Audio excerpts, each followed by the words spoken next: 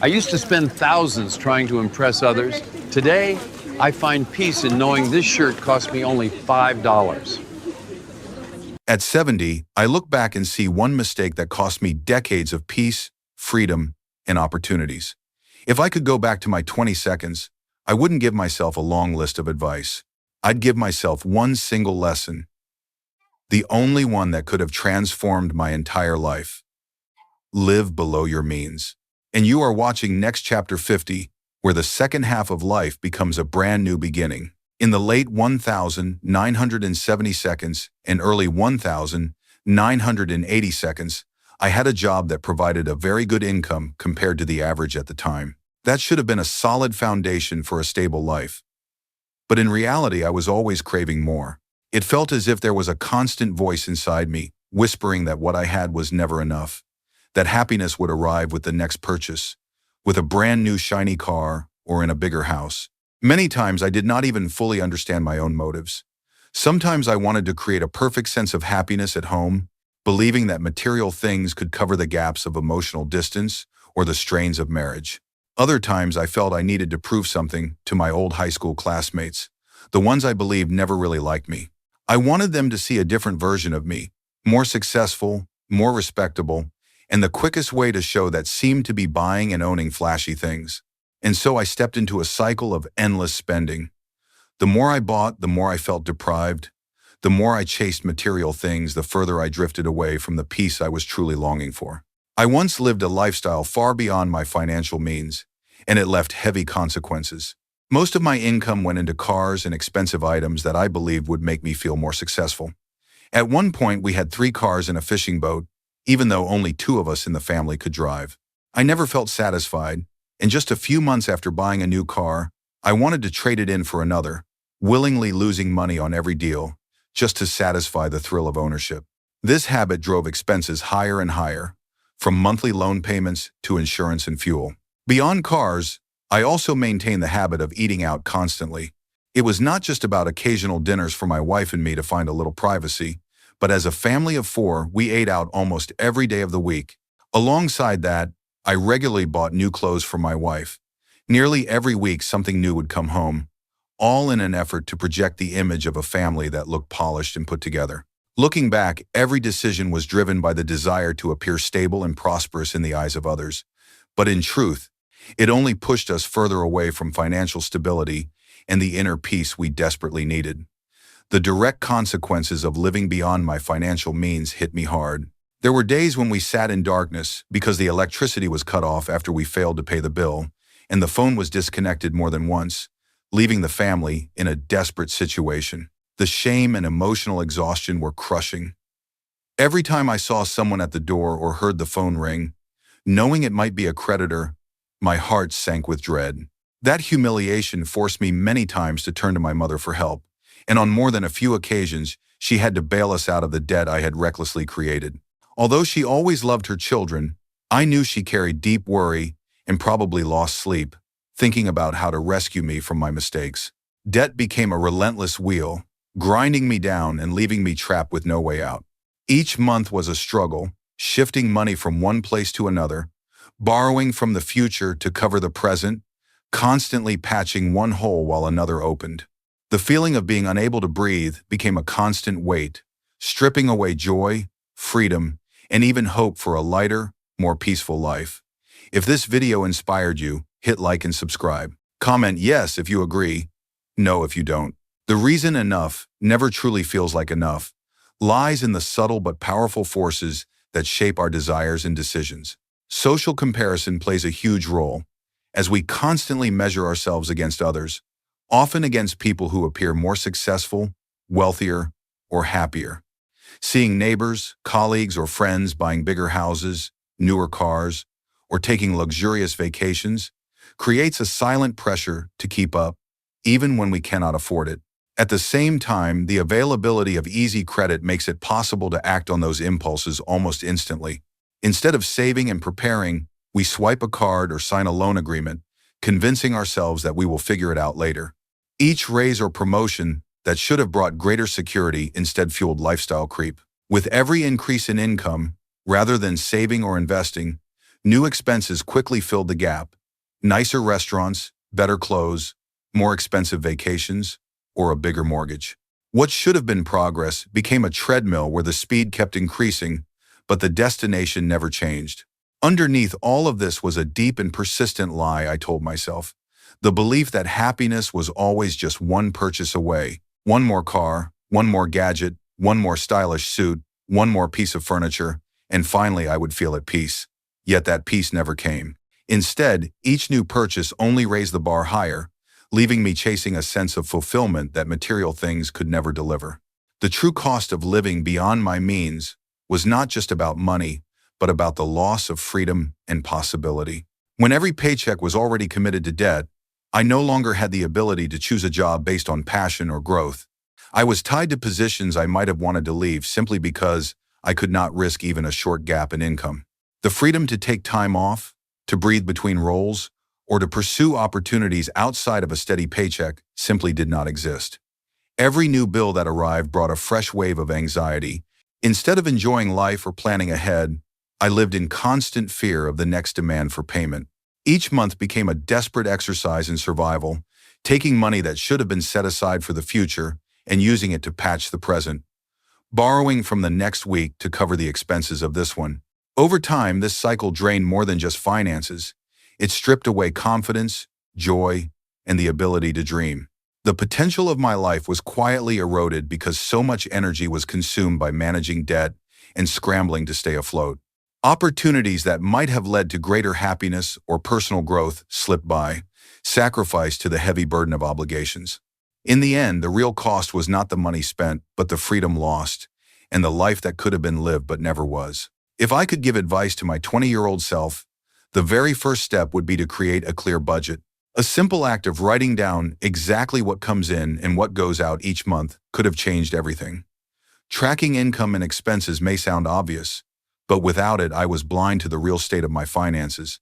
With a budget, I would have been forced to face the numbers, to see whether my lifestyle was sustainable or whether I was drifting into dangerous territory. The next lesson would be to make a firm distinction between wants and needs. Needs are the essentials that allow life to function, while wants are the extras that can only be afforded once the essentials and obligations are covered. Understanding that difference would have saved me from countless unnecessary purchases driven by impulse or the desire to impress others. Above all, I would have promised myself to never carry credit card debt. Using a card for convenience is fine, but carrying a balance month after month is a trap that only grows heavier with time. The discipline of paying it off completely every month is not only about avoiding interest, but about refusing to let debt dictate your freedom. These simple practices, though not glamorous, would have protected my financial health, preserved my options, and allowed me to live with far greater peace and stability over the years. If this spoke to you, share it with a friend. Comment their initials below. Minimalism and essentialism became the mindset that finally kept me within my limits. It is the simple but powerful realization that once you have enough, you do not need more. If there is already sufficient space in the house to live comfortably, why chase after a bigger one that only brings higher costs and more maintenance? If there are already enough cars for everyone in the household to drive, why add another vehicle that will sit idle while draining money through insurance, fuel, and repairs? If there are already enough clothes in the closet to be presentable at work and in daily life, why keep buying more just to satisfy an endless urge to appear stylish? If there is already food in the kitchen that can provide nutritious meals, why waste money eating out constantly and letting groceries go to waste? Learning to accept enough is not about deprivation but about freedom. It frees you from the pressure to constantly upgrade, to constantly compare, to constantly feel that happiness is one purchase away. By embracing minimalism, you gain control over your time, your money, and your peace of mind. Enough is truly a place of power because it protects you from debt, gives you the ability to save, and keeps your focus on what matters most. Choosing enough means choosing freedom, and that is a lesson I wish I had learned much earlier. One of the greatest benefits of living below your means is the ability to build an emergency fund, a cushion of 3 to 4 months of living expenses set aside in savings. This simple habit creates a safety net that can absorb the unexpected blows of life.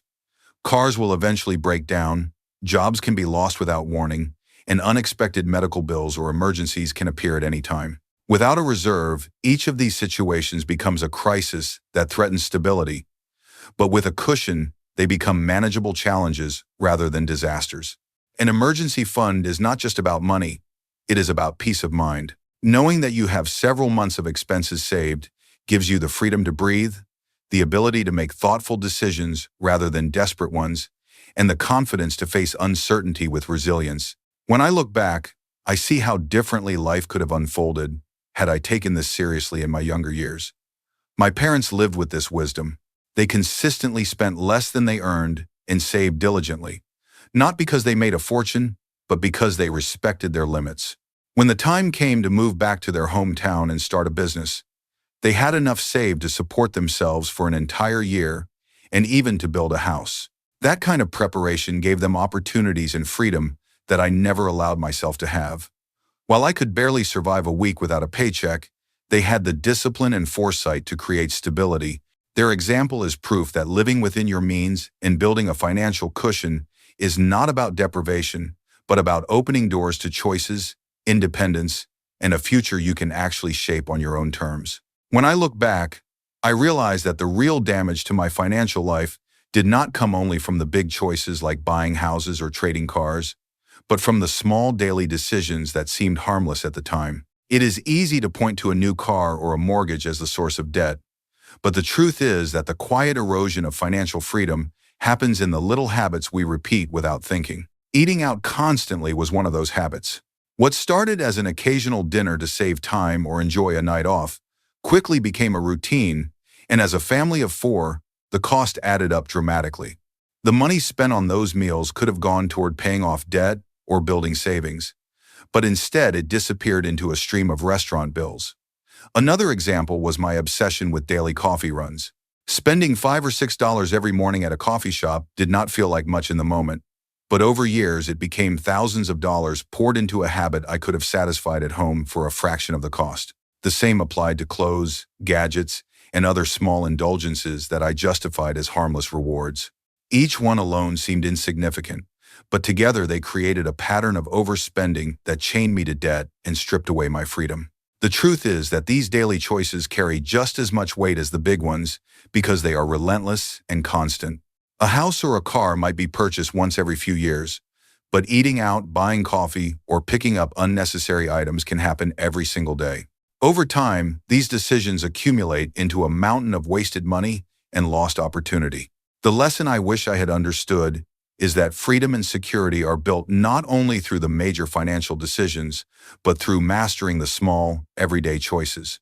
Saying no to unnecessary habits, recognizing that enough is enough, and choosing wisely in the little things could have preserved my financial stability and given me the space to live with far more peace and independence. If you learned something new, give this video a like. Comment what surprised you most. Looking back over the years, I can see countless forks in the road where I almost always chose the path that led me deeper into debt. Each decision felt small at the time, but together they formed a pattern that kept me trapped in financial struggle. There were opportunities to save, to resist temptation, to think long-term, but I rarely took them. Instead, I followed the urge to spend, to impress, to satisfy a fleeting desire, and those choices accumulated into years of hardship. I cannot go back and change those moments or uncover the exact reasons why I acted as I did. Regret will not erase the mistakes, and searching endlessly for explanations will not free me from the past.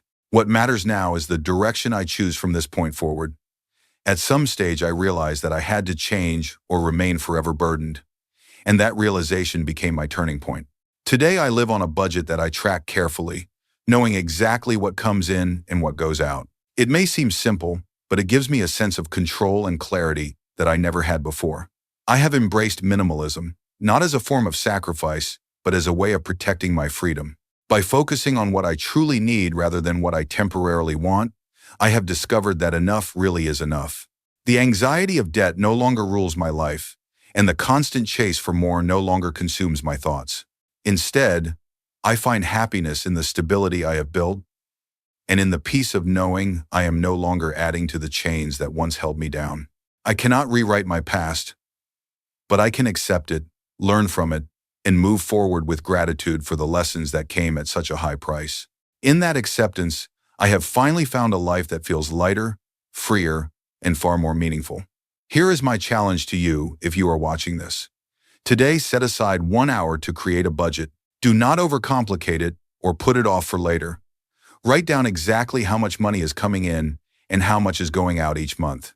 Be honest with yourself about where your money is really going, because clarity is the first step toward change. You may find expenses you forgot about, subscriptions you no longer use, or habits that drain your income without giving you anything of real value in return. Once you have that picture, focus on this month. Choose one debt, whether it is a credit card, a car payment, or even a portion of your mortgage, and make it your priority to pay more than the minimum. Add as much as you can to reduce it, even if you cannot pay it off entirely. Making progress will give you momentum and a sense of control. Then expand your focus to the year ahead. Create a plan to live on less than you earn, not just by cutting random costs, but by making thoughtful choices about what you truly need versus what you simply want. Build a savings cushion, even if it starts small. Train yourself to delay gratification and to see that freedom is worth more than any purchase. Keep control of your debts and refuse to let them control you. By the end of the year, you will not only have less financial pressure, but also greater confidence in your ability to shape your future. This is not about deprivation. It is about reclaiming your independence and creating peace of mind. The challenge is simple, but if you act on it today, this month, and this year, you will begin to change the entire course of your financial life. Life becomes better and lighter when you learn to live below your means. I look back and realize I could have found peace and happiness much earlier if I had embraced this truth sooner. But I also know it is never too late to start. The past cannot be changed, but the choices we make today can create freedom and joy for the future. My invitation to you is simple. Think about the one lesson you would send back to your 20-year-old self, the single piece of wisdom that could have transformed your life, and share it. Hit subscribe if you want more content like this. Comment more if you're ready for the next one.